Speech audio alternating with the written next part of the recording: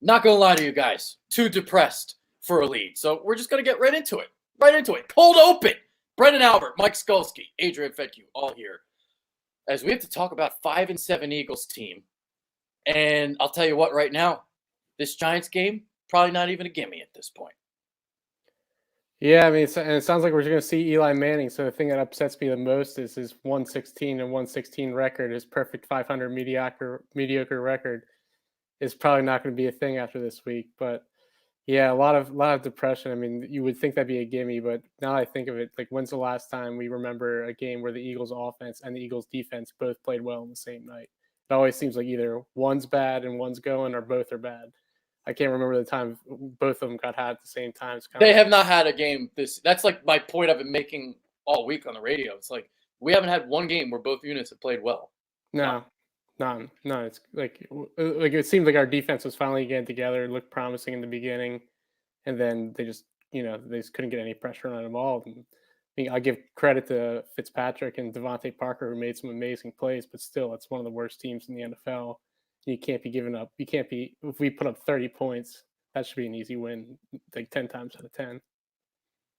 Yeah, I mean, I think the only game you might argue that it was a well played both sides of the ball was maybe the Packers game, and that feels like it was like 3 years ago. And even that one, like Aaron Rodgers threw for over 400 yards. So. Right, exactly. So, yeah. I'm kind of reaching there. I'll be honest, guys. This is like a double kick in the cherries for me because obviously I'm not an Eagles fan, but I enjoy when the team's good. I'll pull for them, right? But I have Zach Ertz on my fantasy team.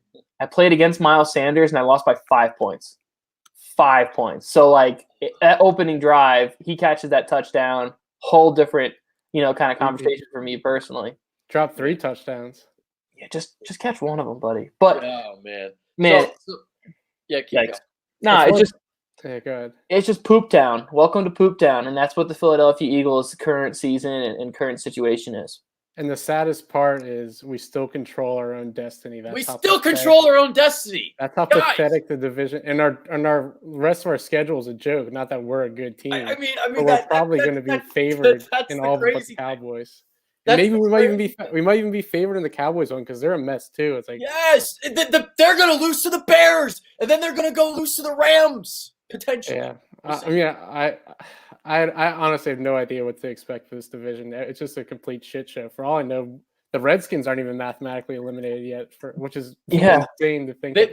They are quote unquote in the hunt. That's what I said to Adrian Skolsky. I said the most demoralizing thing was when I was scrolling around on ESPN, I saw in the hunt Washington Redskins, the same team that fired their head coach, was the first one to fire their head coach, has gone through 2 quarterback changes, and they're still in the hunt. This isn't the NFC East. This is the NFC least. It's so poor, this division from top to bottom. Then I hear you, Skolsky, everything you said, the Eagles are going to be favored. I'm not picking them to win every game. But what does that mean? You were favored to win against the Dolphins, and that didn't matter. So the idea of being favored is supposed to be a calming effect. It's completely gone. You lost that opportunity, guys. I did not mean that as a calming effect. I meant anything. It's like, how pathetic is it that how poorly we've been playing? Yep. That 7 wins. You look ahead. We still, despite all this shit, we still are probably gonna be favored. Which, I mean, I'm not gonna pick them to win every game. And we still control our own destiny. That's pretty miraculous. I mean, to no credit towards us. It's because of how terrible our division is. It's just crazy to think about that we're in that situation. I do think they're going to win their next 2. I don't know, but I think they're going to win their next 2. And then you got Dallas. If they were playing Dallas this Sunday, I probably wouldn't pick the Eagles. I wouldn't feel confident enough. Judging by what I've seen the last 3 weeks. Throwing the ball 72% of the time these last 3 weeks, not running the ball, I wouldn't pick them. But they know, I mean, they have to know that things have to change. And I remember when they won the Super Bowl and heading into the playoffs, they essentially changed their entire offensive scheme. That's what they need to do. They need to change everything. They need to blow everything up and essentially start over. And I want to see the next 2 weeks, what Skolsky said in the beginning, I want to see the next 2 weeks them play complete football games for 60 minutes against 2 bad teams. You should be able to win these games thoroughly. Offense, defense, special teams. They just need to play well. Not great, well. That's stealing a quote from Greg Marshall, head coach of the Wichita State basketball team. You don't need to play great. You don't need to play good. You just need to play well. Both units, 3 units, play well, because we haven't had a game yet this year where all 3 units played well. Yeah, and I think the thing that's crept up kind of more to the front for me, at least last 3, is I think coaching's become even more of a concern than normal for me. Yep. So it's one thing, for Howie Roseman to miss on Matt Collins' 4th-round pick. I mean, 4th-round pick's already like borderline starter or special teams, but for him to be out there, that getting those percentage of snaps, for Jordan Matthews to come in and get those high percentage of snaps, then see a guy who's been on practice squad come in and immediately be more impactful. JJ Arcega-Whiteside, despite his mistakes, be more impactful. But still, people they're not running their routes correctly. I mean, that's all on coaching. You see a run pass ratio, that's on coaching.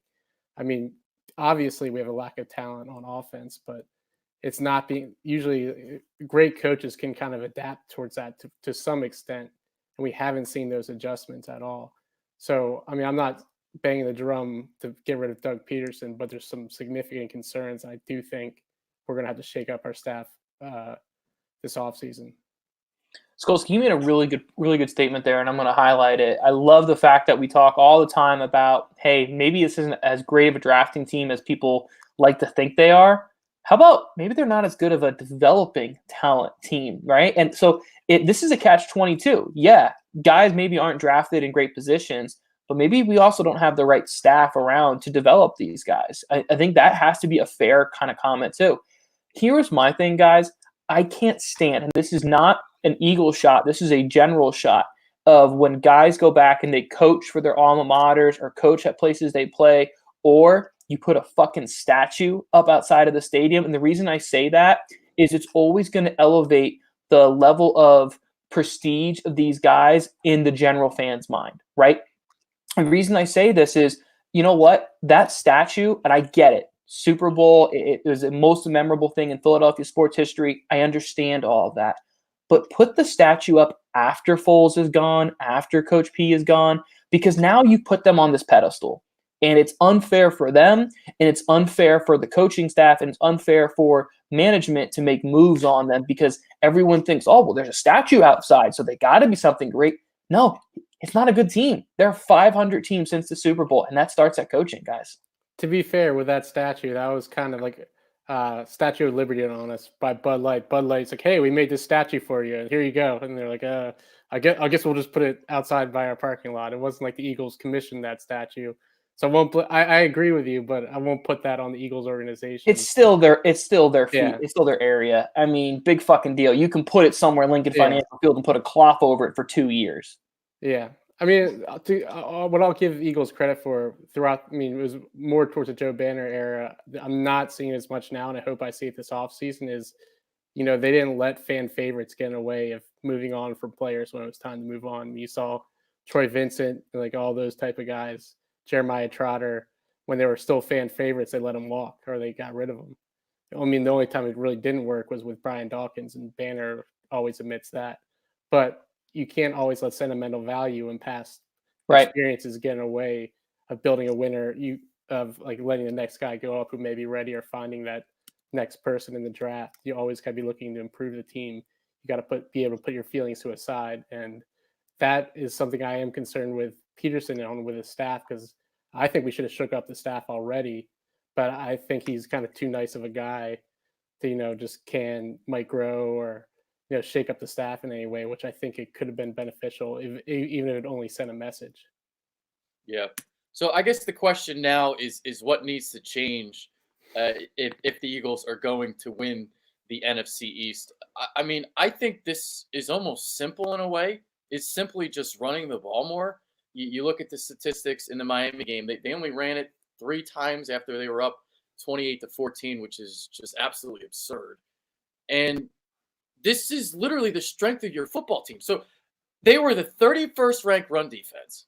I'm seeing receivers on film not get open. By the way, Brian Baldinger had a tweet about Carson Wentz missing open receivers. I watched the All-22 today. I only saw 3 open receivers the entire game. So he's making it seem like, guys are running free all day and they should have put up 50 plus. Not really the case. So if Eagles receivers aren't getting open against Miami, that's a problem. But that goes back to Doug Peterson too. Why are you still throwing the ball 72% of the time in these 3 games if you have guys who are literally not getting open? You have a running game where you have an offensive line that likes to run block, that is tremendous at run blocking. Maybe you get Jordan Howard back this week. Miles Sanders is looking a lot better. I just don't understand why they're not running the ball. And you look at some of the best teams in the NFL, they're all run-heavy teams. I mean, you look at Yes. Russell Wilson, the 2 MVPs. I mean, obviously Lamar's a special case because he can run so well, but Russell Wilson, the Seahawks, they run the ball at least 30 times a game. That's not a knock against Russ. That's not a knock against the receivers because they just know, that opens so much up for them in the passing game. Right. So we become a one-dimensional and predictable offense. I mean, I wasn't here last week, but the one Seahawks defender was saying how it was obvious every time we're going to pass the ball. I mean, me as a fan, we're going to run the ball on first down. We're going to pass the ball the rest of the time, essentially. But running the ball, especially with our running backs and our offensive line, that can open up things for the rest of our offense through play action, rolling out. You see the best teams already doing that: the Niners, the Ravens, the Seahawks. I mean, it's not rocket science. And so, I mean, and the fact that it's our strength on top of all that just kind of compounds, like, why aren't we doing this? Which also comes back to my previous point of questionable coaching. So that's what right now I'm not expecting any coaching changes mid-season, because if you're not going to do it after losing the Dolphins, you're probably not going to do it during the season at all.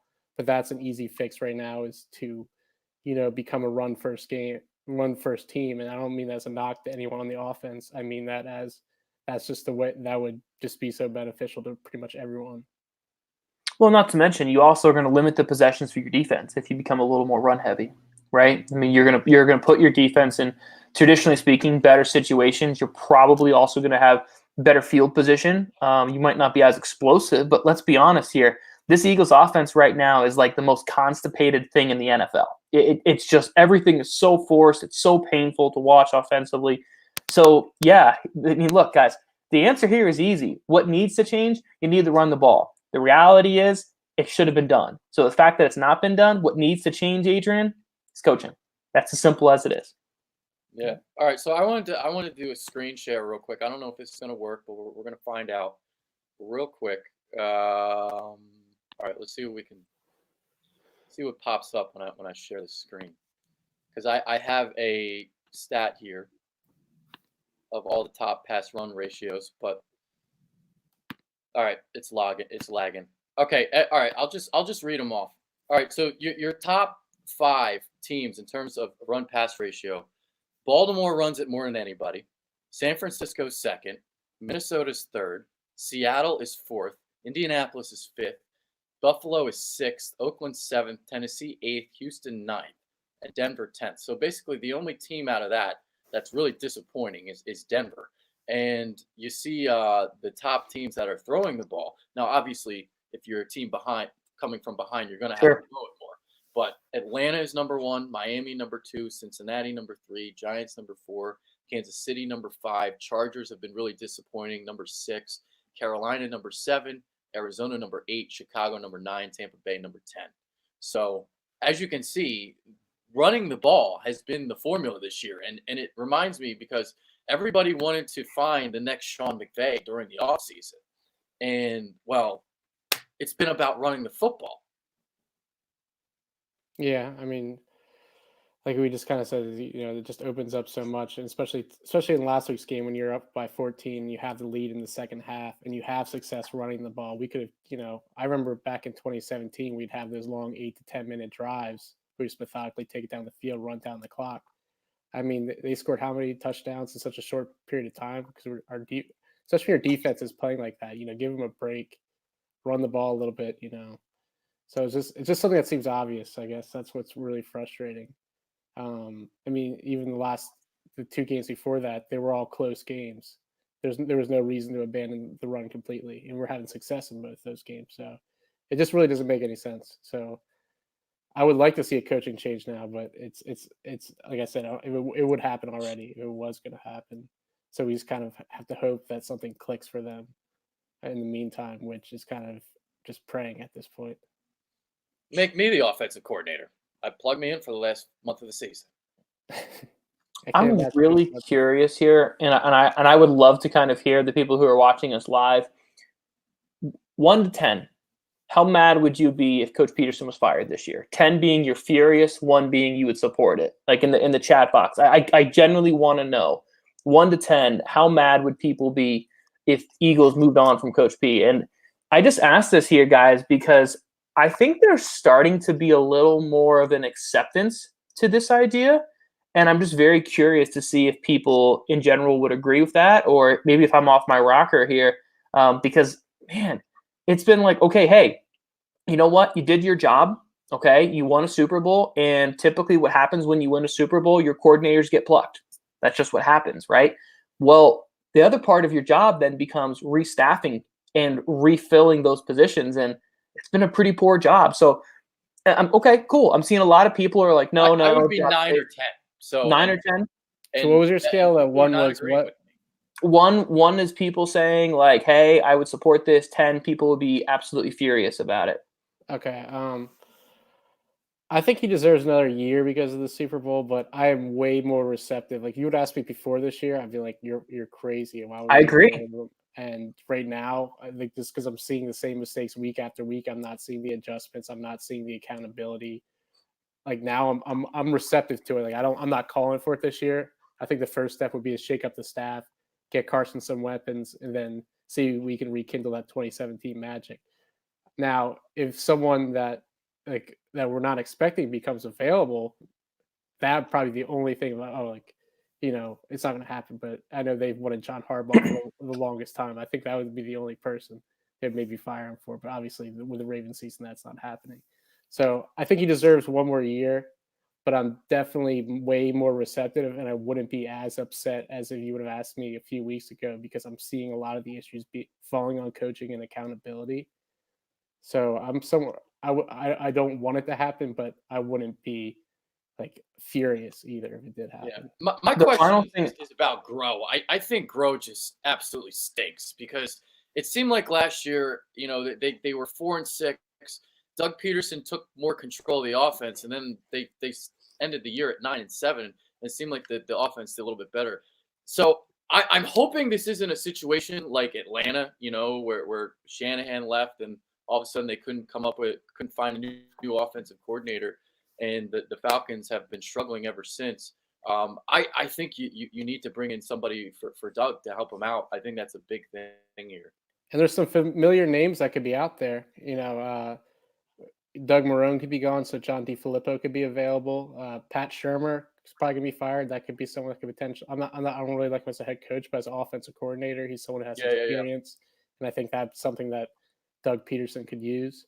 So there's gonna be names out there who are definitely more qualified than Mike Groh. I never wanted Mike Groh. I wanted him gone after last year, and then I still want him gone.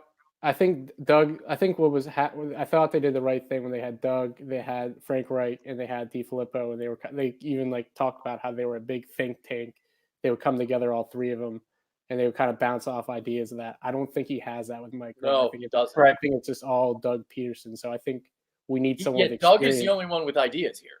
So we need someone who can push, who's either will push back with their own ideas or not be a yes man, to kind of challenge him on some things, because I think that will bring out the best in Doug.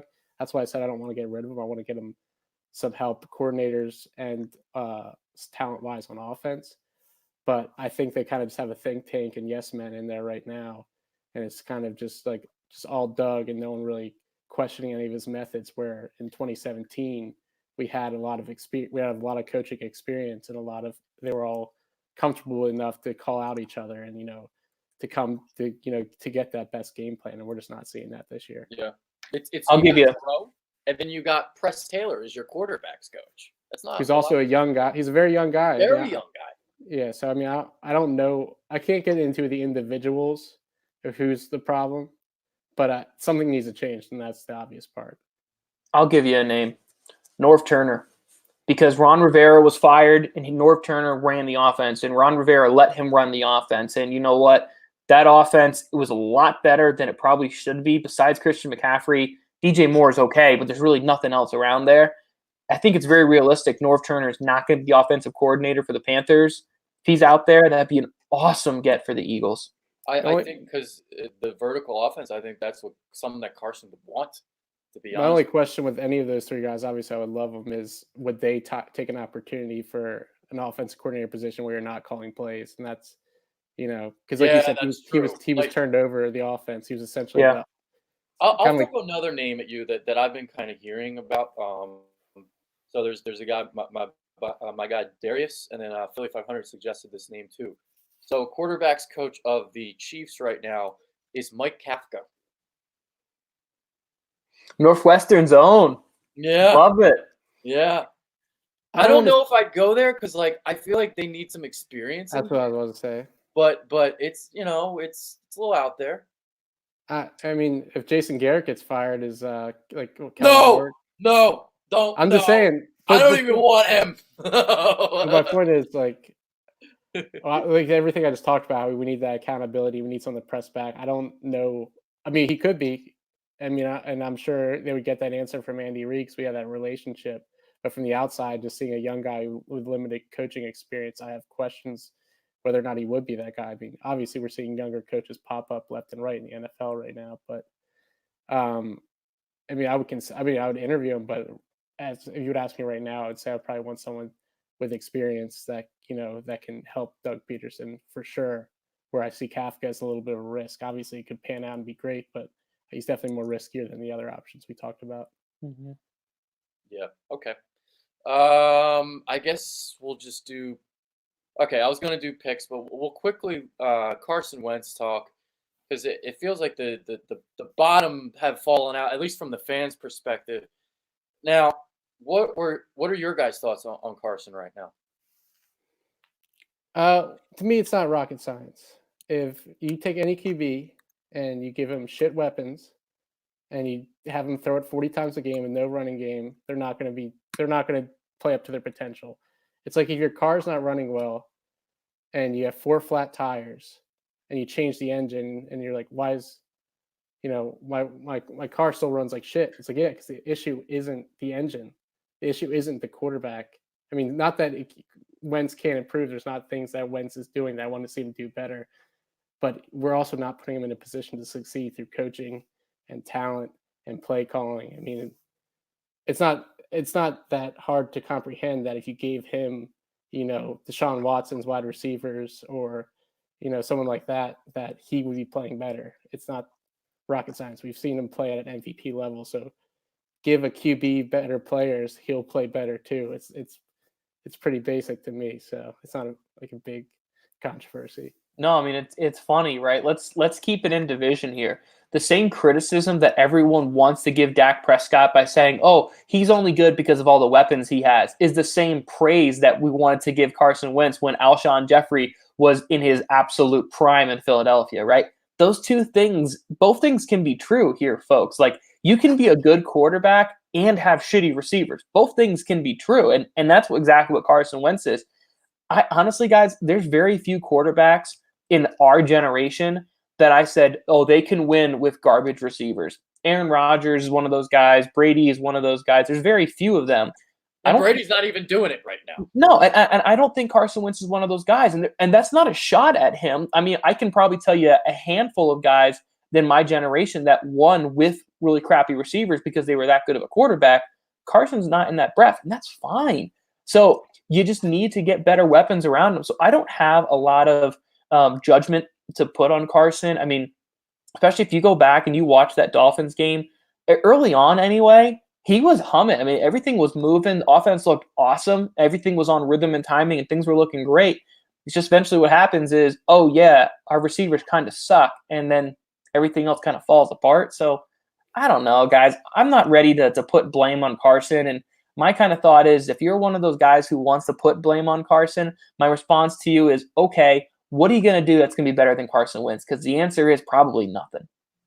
Well, it's obviously always easy to blame the quarterback. They're the one that has this, the ball most of the time, and in control of the offense. But I think it has to do with the pressing. I think it has to do with the receivers not getting open. And, what we're seeing is because I think there's so much going on in his head that mechanics and fundamentals are also being flawed because of what. Sure. So I'm seeing a lot of balls being sailed, feet not getting set. And I think just too much is going on in his head at the moment. So what does that mean? That means you got to run the fucking ball, Doug. God. Yeah. Adrian, I think we're past that point. I'm sorry. I think we're past the point of complaining to run the ball. I don't think it's happening. I mean, we're how many weeks into the season? We've been saying the same thing. And at this point, we're practicing sanity. We're asking for the same thing. With Jordan Howard, and ever since he got hurt, they stopped running the ball. I'm just saying here, I don't think that's something that is a realistic wish anymore. I just have too much data to say they're not going to do it. They haven't done it to date. I have a hard time imagining they're suddenly going to start doing it tomorrow. The only way I could see it is if they're starting to feel their job security is in risk. They need to do it. Which they need to. I think they're going to do it. That's why I thought they should have shaken up the staff even a little bit, like even just a little bit, just so everyone's kind of like, we need to make a change because it's not working and we need to show some urgency, which they should have shown a couple of weeks ago. But we need a fire needs to be lit. I mean, if losing to the worst team in the NFL doesn't do it to you. Nope. So we talked about, Patriots are a great team, Seahawks are a great team. There were relatively close games, but to have the Dolphins offense look unstoppable against you is inexcusable. So if that doesn't light a fire and that doesn't make you feel, maybe I'm not safe here anymore, I don't know what will. And to kind of circle back to what Brandon was just saying about, there's QBs that can elevate with shitty receivers. I mean, even them, they can elevate them and they can still be successful. But you look at their best years, it's when they have their top talent, Randy Moss with Tom Brady, when Devontae Adams is healthy with Aaron Rodgers. You saw he was throwing 200 yards a game. Now he's back to throwing close to 400. Now that Doug Baldwin and Russell Wilson. Yeah. Doug Baldwin, Tyler Lockett. It's not, like you said, it's not rocket science. When you have better players, your QB is going to play better. I mean, the couple of guys like, well, Brady can do this. It's like, well, Brady might be the best quarterback of all time. If Carson Wentz can make the Hall of Fame and not be close to Brady tier, Brady is one of the greatest QBs of all time. There's a couple of Hall of Fame QBs right now who are veterans that can do it, but for the most part, most can't do it, and some can do it, just not to the extent where you're going to be contending for championships. So, I mean, I don't think I'm not saying don't put any blame and don't criticize anything Carson does, but just think his long-term fit here is in jeopardy because he's not putting up his MVP numbers with the supporting cast. I think is absolutely ridiculous. Yep, agreed. Yep.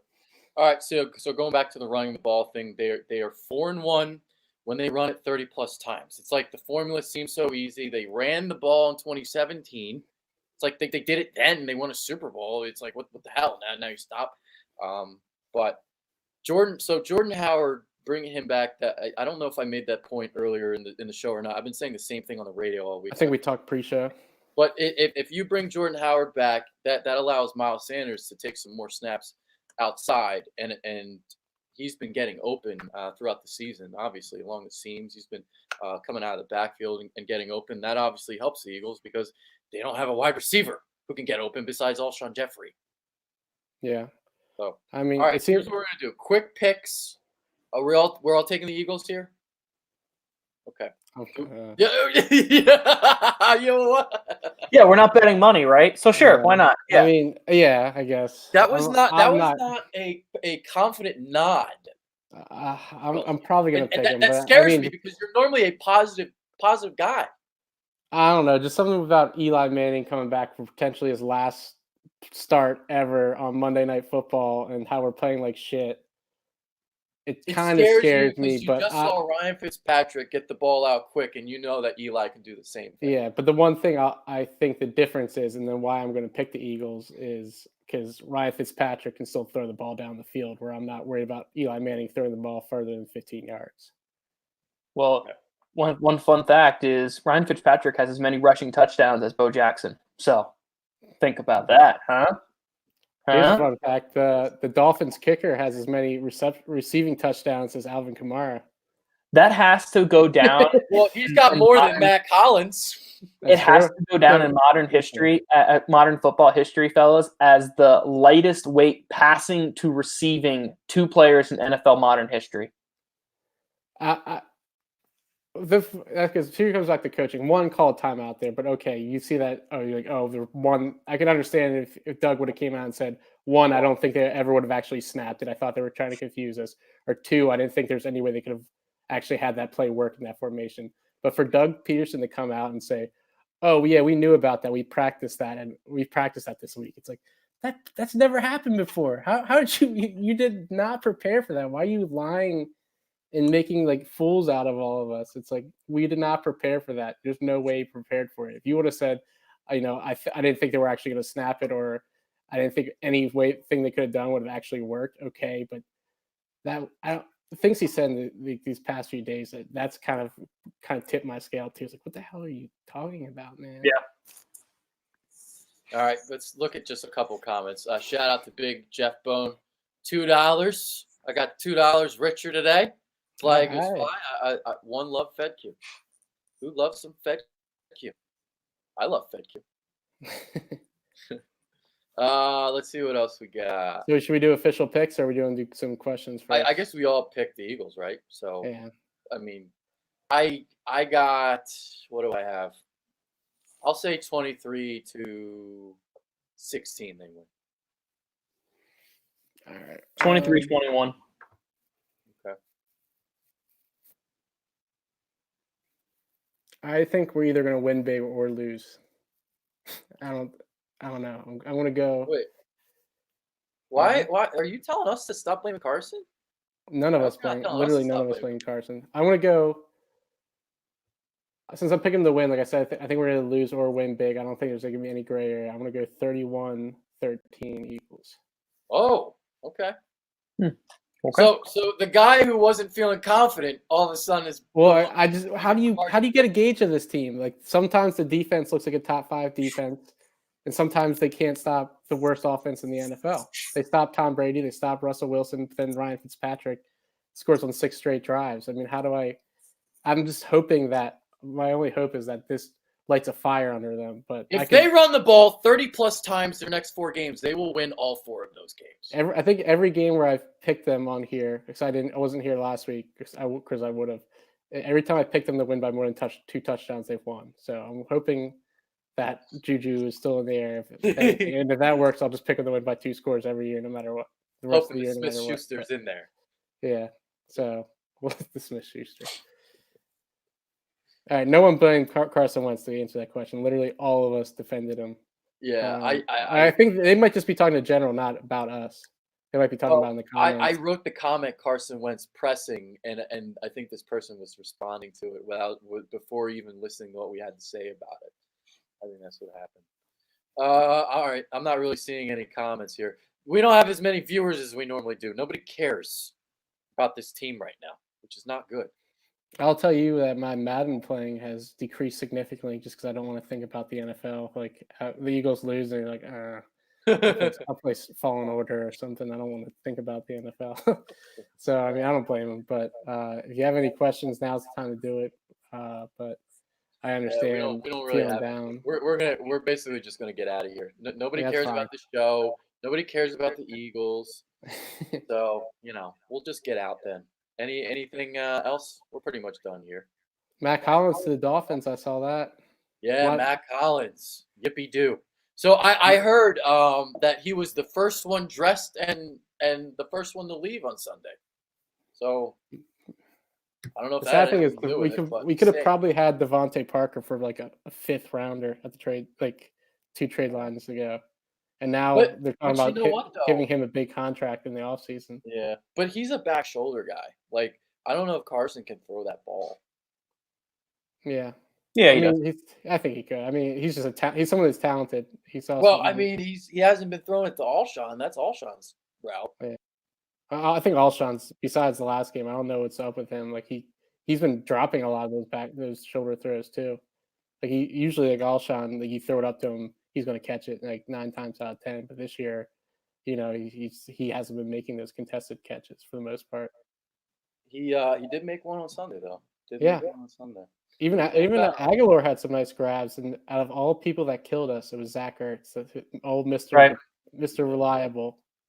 I mean, I understand his knee was hurting, but that shouldn't affect his hands because he dropped some perfectly threaded balls. The one was a little bit tough for Eric Roca's hand in there, but when you're an elite tight end, you see like people like Kelsey, they catch that ball violently, they rip that ball out of the air. They're not letting anyone, especially like a 5'10" cornerback, put that anywhere. So when he's a top 3 tight end in the league, you would like to see him to come down with those. But to even say, can he catch 2 out of 3? I don't think it's too big of a thing. 1 out of 3, but 0 out of 3 is just depressing.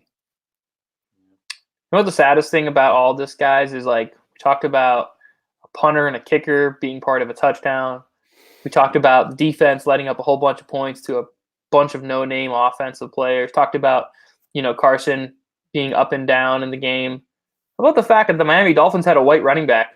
I mean, that's something I think we need to talk more about as a society. We need to praise and be excited when we have these rare white gems playing skill positions. Arguably, the best running back in the league right now is white. Okay, I'll wait for the second one. Does he have a whiter nickname than the intern? Yeah. How many times do they say the intern? I would have laughed if I wasn't so depressed. I was like, oh my god. Yeah, if it wasn't an Eagles game, you would have found it hilarious, Skolsky. Oh man, yeah. I mean, this way the season's coming in. Sometimes you got to just like laugh at them because else you're just going to drive yourself crazy. But I mean, we're picking 12th right now, so the good thing is right now we're in CD land territory. That's right. Henry Ruggs conversation. We could end up in thinking draft right now. I'm still. We could end up in Jerry Jeudy conversation, and we keep losing. Let's pump the brakes. Range, like the trade up. Okay. Or we could end up in the playoffs.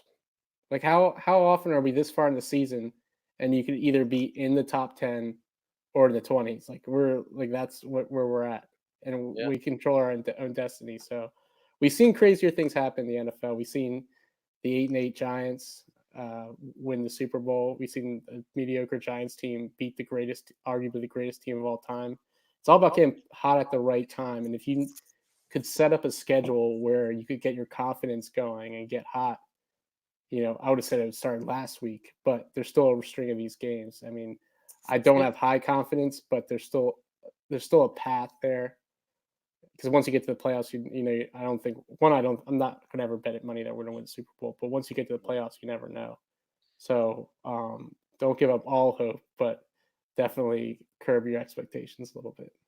I feel like the Dallas game is, it's not like the Atlanta game, but it could be like the Atlanta game, like the playoffs. Because if you remember, the Eagles were struggling heading into the playoffs. They struggled in the first half of that Atlanta game. And then what did they do? They opened up the RPOs for Nick Foles, and that's essentially what they did the rest of the postseason. And that's what this offense needs. It needs some sort of lift, some sort of schematic change, because what they're doing right now is obviously not working. They need to run the ball. They need to change everything. Someone breaking out would be great, obviously. Arcega-Whiteside, Greg, I don't have confidence, but Greg Ward, or giving Miles Sanders the opportunity to break the big play like he's shown he can do. Obviously, I think we've seen, like we said, coaching philosophy change, which where all three of us are questioning whether or not they'll do, or that they'll be too stubborn. Yeah. Like, hey, we won a Super Bowl with all these guys on our coaching staff. We know what we're doing. Instead of we just lost to the worst team in the NFL, we should be rethinking our strategy, adapt or die. So this is kind of like a pivot. This is kind of like a turning point on our season right now. While we still control our own destiny, we'll decide we'll see what this coaching staff and this team's actually made of. Yeah. I would argue that the greatest thing for the Philadelphia Eagles for the next 5 years is actually to finish dead last in this division and for Washington to win the division. Like that would be like the best case scenario. Eagles get a great draft pick. Washington somehow wins the division with 7 wins, and then the Eagles get a great draft pick, and then it's right back to everything. And I'm just going to say this, Adrian, before we hop off here. I understand everyone in the love for CeeDee Lamb, but just wait till the combine and you watch what Henry Ruggs runs in that 40, and then when you watch what CeeDee Lamb runs in that 40, and I'm telling you, people are going to jump ship. I'm telling you right now. I love Ruggs too. I just see Lamb as Hopkins. I see him as more of a can't miss.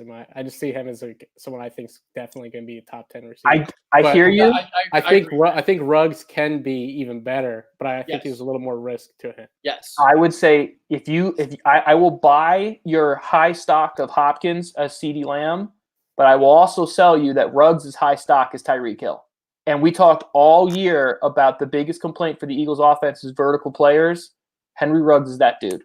Yeah, but I also like guys like Rager or like Hamler, like someone like that. Middle, I would be ecstatic if we got Ruggs. I'd be happy with either of them. I've just been saying CeeDee Lamb because his name's so much cooler. And Big, bold, capital letters. This show should be canceled for the rest of the season because this is depressing. Speaking of depressing, let's bring up one thing. Earlier this year, when we were begging for the Eagles to make a trade at the trade deadline, we made one trade. We traded a 4th rounder for Gennard Avery. I think he's played about 4 snaps these last 3 games. It's another thing like the Golden Tate. I mean, I understand we have him under contract these next 2 years, but we're giving up high draft picks and not knowing how to fit these players into our schemes. We're giving up a 4th round draft pick. I mean, not for us, but for most teams, you can find a contributor. So, I mean, it's been kind of depressing to see, we got this pass rusher and then see him get under 10 snaps a game. It's kind of sad. All right. Anything else, boys? Well, I said under 30 minutes. We went 40 minutes today on the Giants. And we didn't even talk about the Giants other than Eli. We didn't even talk about the Giants. No, we just talked about too many. history. Yeah, there's just too many other depressing things. But I mean, Don Aliron is struggling. I think he's ready to jump off the bridge. Don't do it, bro. Don't cancel us, man. We're just talking about it. We didn't do anything wrong. Yeah, come on, bro. Okay, if you want to talk about the Giants, I'll talk about the Giants. Saquon Barkley. All right, that was the show. See you guys. There it is. And that's why I said I thought it was as good as I thought Barkley was. I thought it was a mistake for them to pick him because you can't single-handedly. And I think they're running him to the ground while they're going to be rebuilding for the next few years. Yeah. All right, we're going to end the show now. It's done. I kept Skolsky on too long. My fault. It's all good. Brandon Albert, Skolsky. I'm Adrian Fetke. We're out. Peace. Deuces.